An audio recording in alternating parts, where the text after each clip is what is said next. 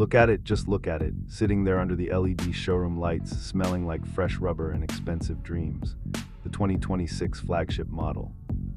It has radar, it has a screen larger than your first television, and it has a price tag that makes your mortgage look like a casual tip.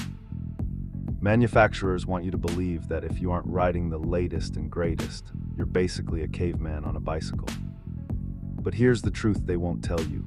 For many riders, buying a brand new motorcycle in 2026 is a fast way to turn your hard-earned cash into a mechanical headache.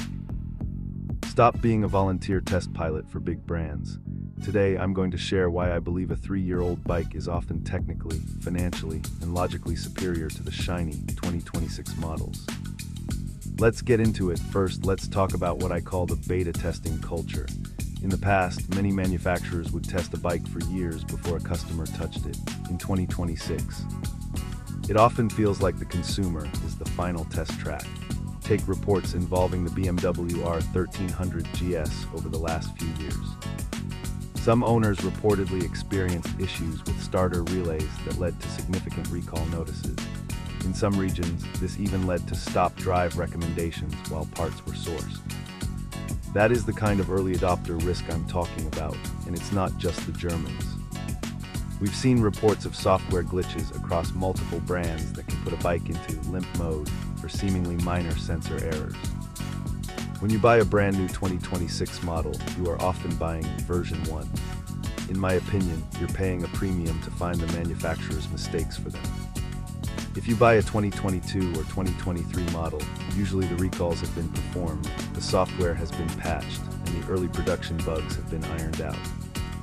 A 3-year-old bike is a proven machine. A 2026 bike can sometimes feel like a $25,000 science experiment.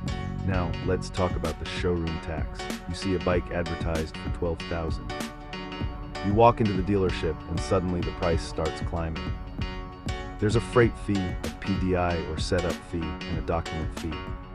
By the time you're done, that $12,000 bike could easily cost you thousands more in non-negotiable charges. You're paying for fees that add zero mechanical value to the actual machine. You could have bought a reliable used dual sport for the price of some of these dealer fees.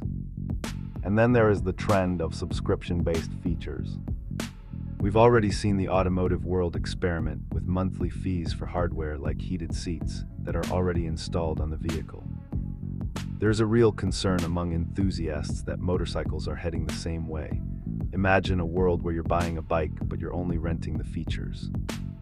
To me, the ownership experience shouldn't feel like a monthly app subscription. Then there is the magic trick of depreciation.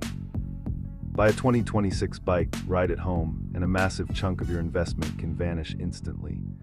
Motorcycles generally have some of the highest instant depreciation rates of any vehicle. The second that title is signed, you might find yourself underwater on the loan. Many veteran riders, the ones who have been wrenching since the days of carburetors, know how to play this game. They let the new bike guys take the initial financial hit.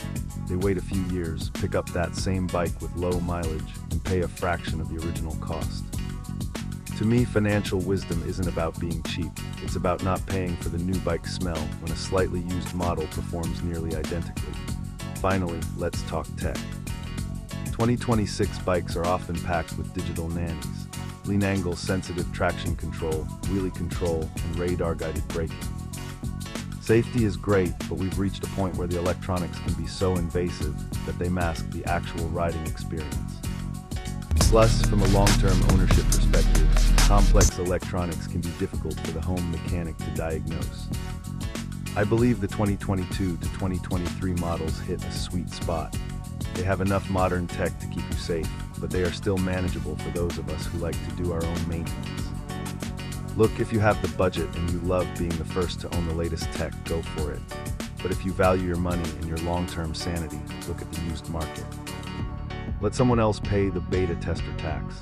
Hit that subscribe button so you don't miss our next deep dive into the technology that makes these bikes and their riders so interesting. Stay safe, keep wrenching, and remember, the best bike isn't always the newest one, it's the one that's actually paid for. Good luck out there. Quick note before we dive in. The following is my personal opinion based on current industry trends and mechanical experience. I am not a financial advisor, so always do your own research and consult official manufacturer data before buying. Now, let's talk about why you might want to wait on that 2026 showroom floor.